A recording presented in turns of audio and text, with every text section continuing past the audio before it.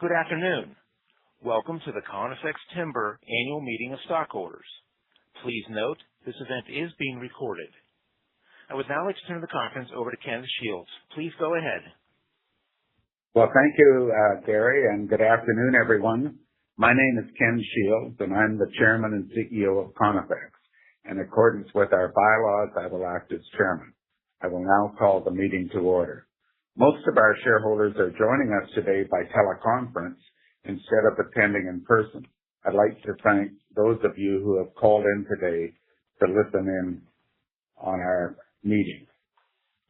I'd like to appoint Trevor Pruden, our Chief Financial Officer, as Secretary, Gary Gill of the Sangra Law Firm as Recording Secretary, and Loretta Pataki of Computershare Investor Services as the Scrutineer.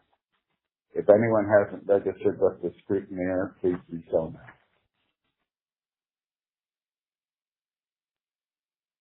I have a copy of the notice calling this meeting and an affidavit of mailing of Michael Kiami of Computershare Trust Company of Canada. Since notice of this meeting has been circulated, I will dispense with the reading of the notice calling this meeting. In accordance with the Canada Business Corporations Act, the notice of meeting and record date was also published in the Globe and Mail newspaper on April 27, 2026.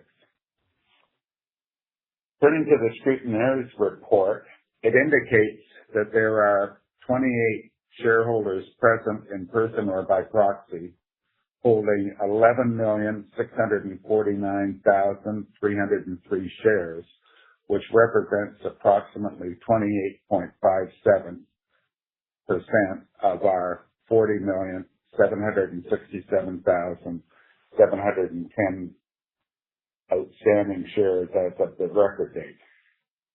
In accordance with our bylaws, I declare that a quorum of shareholders is present and this meeting is regularly and duly called and constituted and ready for the transaction of business.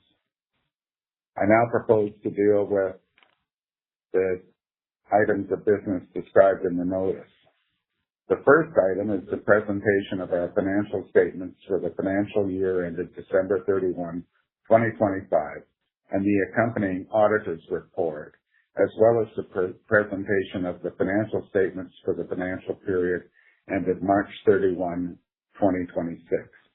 Copies of these statements have been mailed to all shareholders entitled to copies. The next item of business is the election of directors.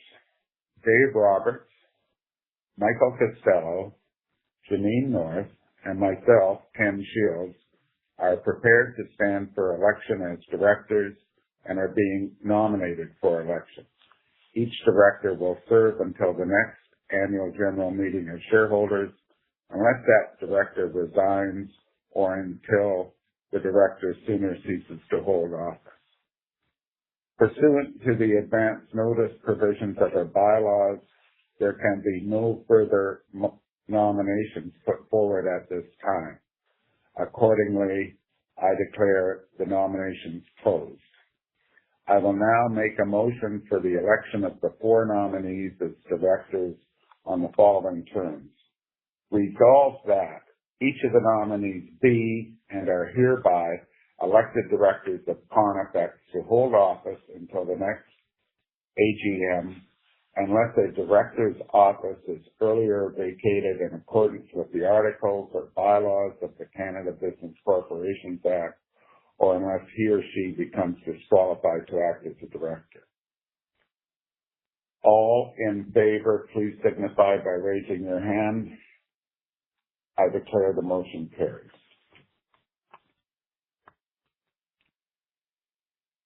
The next item of business is the appointment and compensation of Conifex's auditor.